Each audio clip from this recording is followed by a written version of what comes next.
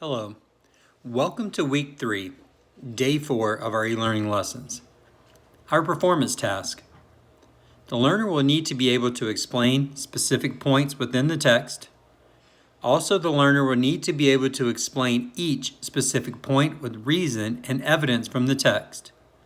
Finally, the learner will need to be able to discuss each point with knowledge. To paraphrase the performance task, students need to be able to identify text evidence within the story. They need to go back and explain why that text evidence is a good piece of evidence. And then finally, they've got to make some kind of connection to explain more to the text. Day 4 essential questions. How can I read an informational text and put it in the correct order? How can I go back in the text to find what I'm looking for? How can I answer comprehension questions based on what I've read? Today's assignment, we're going to do one practice assignment together. Then you need to finish up the rest of the day's work on your own and then turn it in for a grade by sometime this week.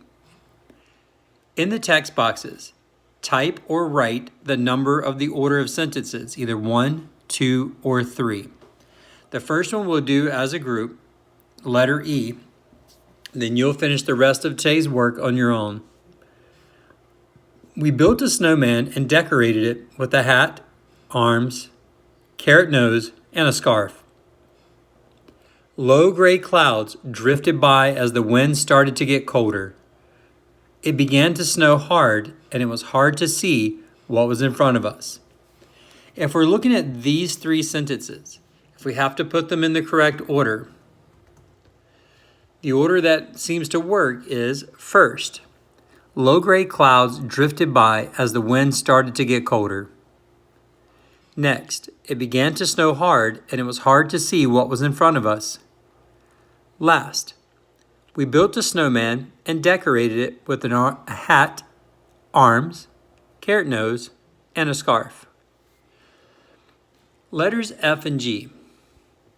Firefighters put out the fire with their fire truck and water hoses. Lightning struck the barn in the middle of the night. The barn caught fire, and the animals inside ran out in fear. Take time to put them in order, 1, 2, and 3 in the sequential order. Letter G.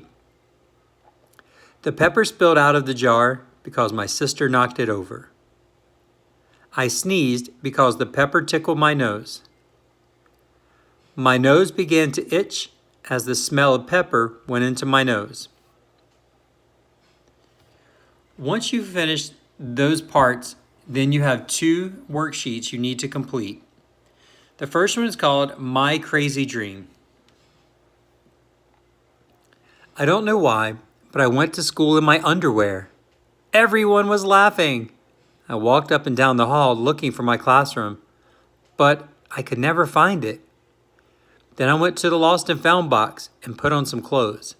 I heard my principal say, "Son, are you lost?" However, when I turned around, it was the President of the United States talking to me. He asked me to fly on his jet with him. As we were flying, I looked out the window and saw a pterodactyl flying next to us. How could that be? They are extinct. It smiled and waved goodbye. Then all of a sudden, the airplane turned into a roller coaster. It climbed upward 1,000,000 miles, then down we went. For hours and hours, we just kept going straight down. The roller coaster finally came to a stop, and I was on an island made entirely of chocolate. I ate a whole tree made of fudge. Then someone sneaked up behind me and captured me. He put me in a pot of boiling water to make soup out of me. I got hotter and hotter and hotter. Finally, I woke up and realized I had fallen asleep with my electric blanket on high. Your assignment is to make sure you use numbers 1, 2, 3, 4, 5, and 6, and put these 6 events in order as they happened in the story called My Crazy Dream. The next part of the assignment you're going to work on is called Berry Colorful Ink. When sequencing a story, look for keywords such as first, next, then, and finally to help you determine the correct sequence. In early American schools, students used a quill pen and ink to practice writing letters and numerals. Since these schools did not have many supplies, the students often had to make their own ink at home. There were many different ways to make ink. One of the most common ways was to use berries such as blackberries, blueberries, cherries, elderberries, or strawberries. The type of berry used depended on the color of ink a student wanted. First, the type of berry to be used had to be gathered. Then, a strainer was filled with the berries and held over a bowl. Next, using the back of a wooden spoon, the berries were crushed. This caused the juice to strain into the bowl. After all the juice was strained into the bowl, salt and vinegar were added to the juice and then stirred. Finally, the juice was stored in a small jar with a tight-fitting lid. Not only did the students make colorful inks to use, they also made invisible and glow-in-the-dark inks. Number the phrases below in the correct order as they were used in the story. You're going to use numbers 1, 2, 3, 4, 5, 6, 7, and 8. If you're using a computer, you can click right inside the text boxes and you can fill your answers in one by one to show the order they go in. Once you finish up with this assignment, you have completed your work for week 3, day 4 work.